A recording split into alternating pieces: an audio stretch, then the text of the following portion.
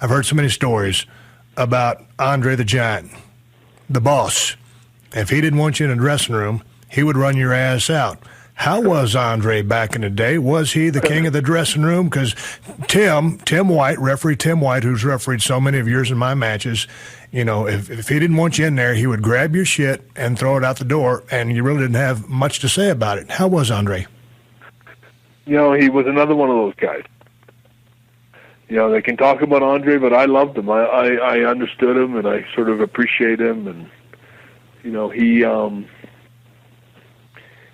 was the kind of guy that, you know, if you respected him and he worked hard, and you were, like you said, you earned it. He was always a good guy, and Andre was a great worker too. You know, people absolutely. Don't say that a lot about Andre, but he was a super coordinated guy. You know, and I can remember it's in the new WWE DVD that they just did on me a few months ago or a month ago. Is me and Andre wrestling in Italy, which makes me laugh even thinking about it, because I can remember going, "Who the hell put me with Andre?" And I remember like freaking out in the dressing room, going, "Why am I going to do a single match with Andre?" And Andre never even kept kind of acting like he didn't give a shit. And I remember like no one would give me a finish or anything. Like I'd say, "What the hell are we going to do?" And anyway, he finally started laughing and talking about, "Don't worry about it." And you know, I found out later that it was Andre that asked that he could work with me. He said he wanted to say he wrestled Bret Hart one time.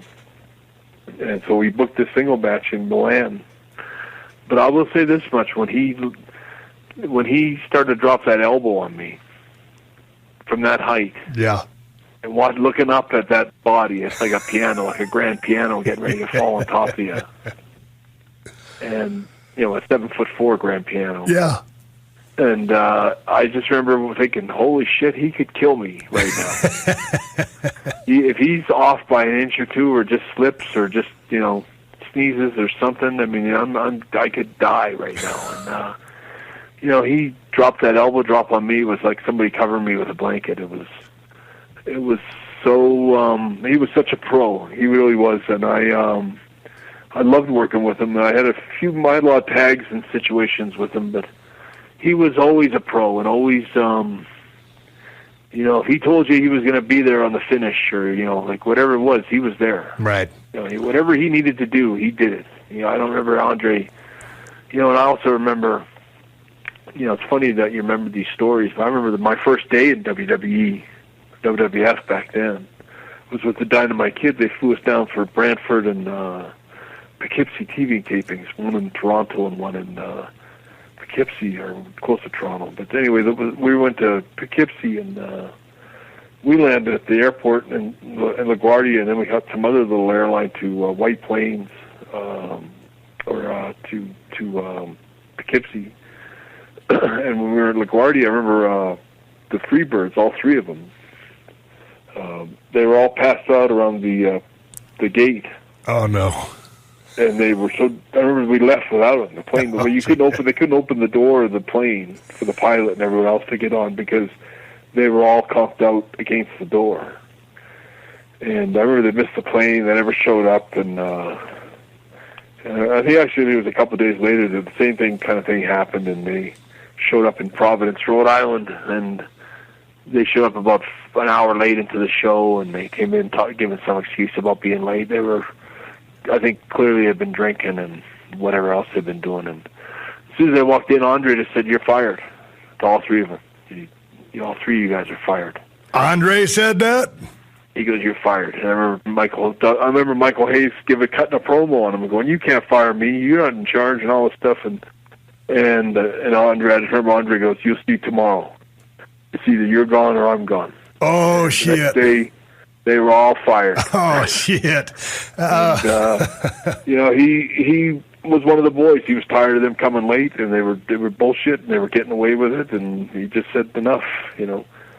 And he was a professional. He didn't like guys that weren't, you know. Bam Bam was another guy that, you know, when he had some big gates, he got some matches with Hogan, I think, right off the bat. He just come in from he was a brand new guy and young guy, and making huge money, working with Hogan on top. And he started bragging in the dressing room about what he made and how great he was and this and that. And he was talking out of his ass for about, for a couple of days. Andre made him sure he wrestled him in the garden. And Andre kicked him around like a soccer ball for about 30 minutes. I mean, it's brutal. A soccer ball. He manhandled Bam Bam, who was a fairly tough guy. But absolutely. Andre, when he got mad at you, you didn't want to be on the wrong side of Andre. Well, I mean, there's nothing you can do with a human being like that big. And pre-back surgery, before, he really kind of started going downhill, I've heard stories of some of the stuff that he did in the ring, standing on a guy's hair and wrenching his arms up just because, it was kind of, torturing him a little bit, but just kind of, letting him know with no uncertain terms that he didn't really like that particular person. And there wasn't anything you could do about it. He was too big and powerful.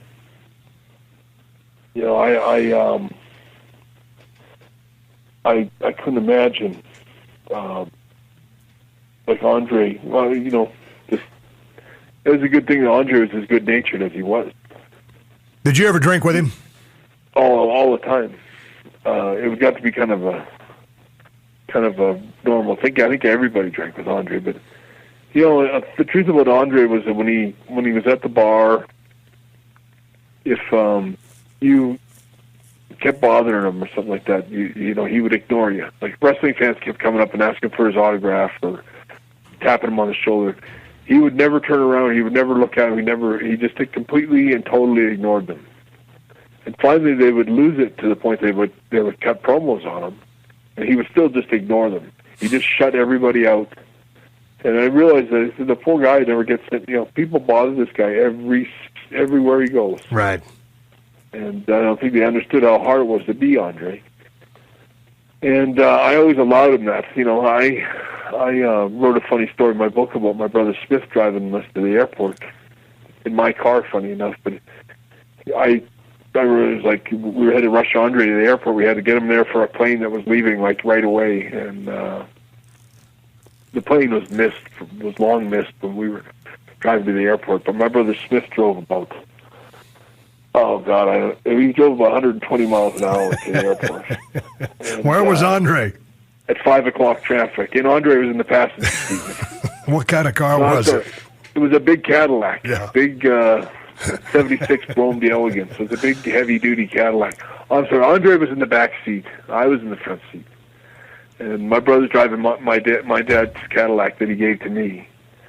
And he drove it like an absolute idiot to the airport, like just through stop signs, red lights, side of the road, everything, in driving about 100 miles an hour. And he got to the airport and he ran in with Andre. And then I remember when we went to the airport, there was a big ramp. If you ever see the Calgary airport, there's a big sort of curved ramp as you're going up the airport to the next level. And we almost went over, I swear. My brother took that corner so fast with Andre. We were on two wheels, and I remember the car actually started hydroplaning to go up in the air, and then we crashed, kind of came down, and we screeched to a halt in front of the American departure or whatever, and Andre got out of my car. He was so mad, he slammed the door. Just about, I never saw him so mad. He got out of the car, he was just steaming. And he went in to try to make this supposed flight that he knew was missed, and my brother came out about 10 minutes later. The police came out. I remember they were going to arrest me. And I remember I said, explain the whole thing. It was my brother Smith driving, and he was trying to drive Andre to get him on a flight. And I kind of talked the cop out of giving him a ticket. But Andre was so, and rightfully so, because I was right in the car, and I know how scary that ride was. And we really did almost go over that ramp. He wouldn't talk to my dad, and he wouldn't talk to my brother, any of my brothers, including Owen, forever again. He wouldn't talk to any of them. He started talking to me only after I sort of made friends with him. So he didn't say thank you for the ride. Yeah. But, in all fairness to Andre, I always understood it. I mean, shit, that was a scary ride. And he's got had every right to be mad.